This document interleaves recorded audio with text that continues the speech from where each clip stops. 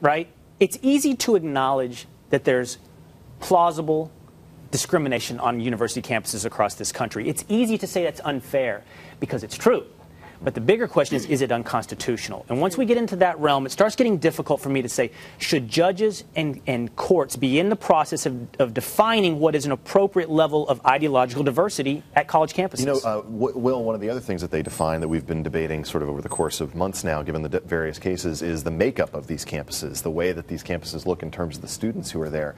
This is a state school. University of Iowa is a state school. It gets enormous subsidies from the taxpayers and from the people in that state, and they should expect for that, I think, a quality education. My question would be, can they get a quality education in an environment where academic freedom only goes in one direction, and it goes there consistently? I think that if you have someone who's qualified for a job and they can prove that they meet this threshold of the only reason that they were knocked down was over ideology, then it raises a lot of questions about, do we even want this school to be funded by the state anymore? If they're going to be that biased, they should be on their own. But how then does a university, meet the standard of ideological diversity, and how do they investigate whether or not their professors are ideologically diverse? I would be so concerned about professors being, surveyed over their political views, and then that has to be published somewhere, right. And then you can, then impute and proven and impute bias. To me, that's getting way too much into personal business. Right. Schools make these decisions all the time, though. They say that diversity is in fact a goal. We talked about this a little bit with some of the affirmative action cases that have come up recently.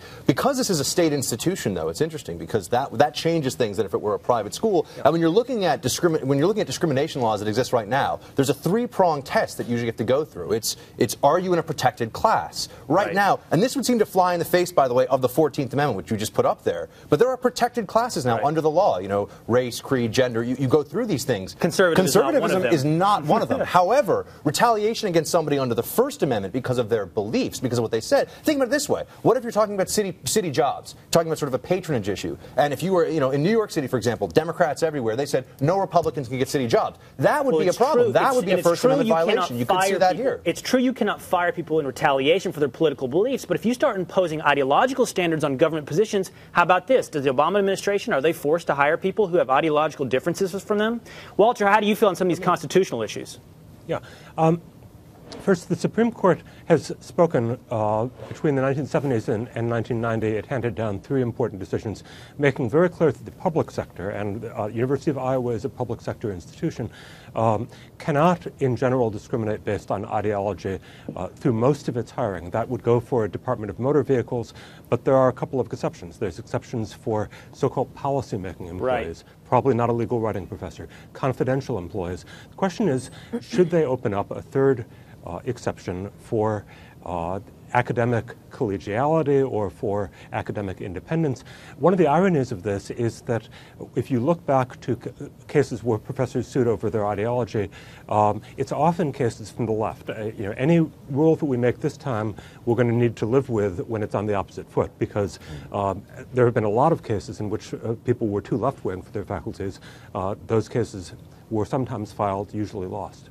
But here's what I'm wondering, guys, just to play a little devil's advocate. I think we all agree, well, maybe we don't agree, but I think if this were a private institution, we would not be talking about this. Private institutions should hire whoever they want, based on whatever they want.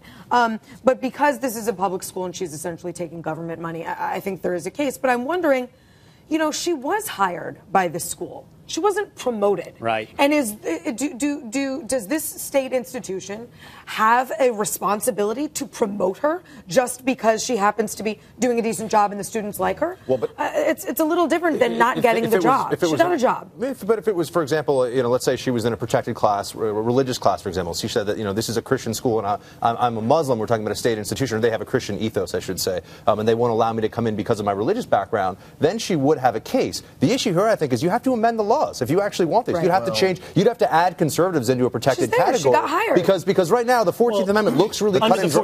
Under the 14th Amendment, it looks really cut and dry. But unless she can get a victory under the First Amendment, I don't think the 14th is going to win out for her. But I have to step back and just say this is a demonstration of a problem that is far more widespread than just this issue.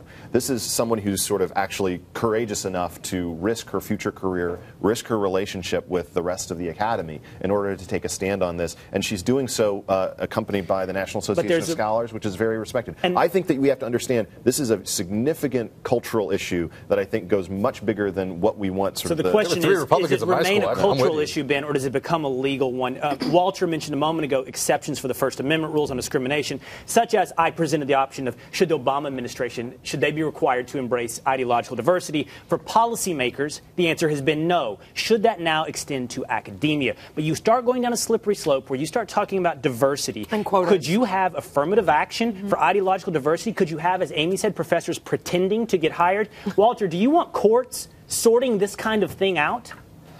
I really worry about courts sorting things out because the courts will bring their own biases to the process. The universities will lose their autonomy to the government, and you will wind up with an even more bureaucratic and, in some ways, even more unfair hiring process, I'm afraid.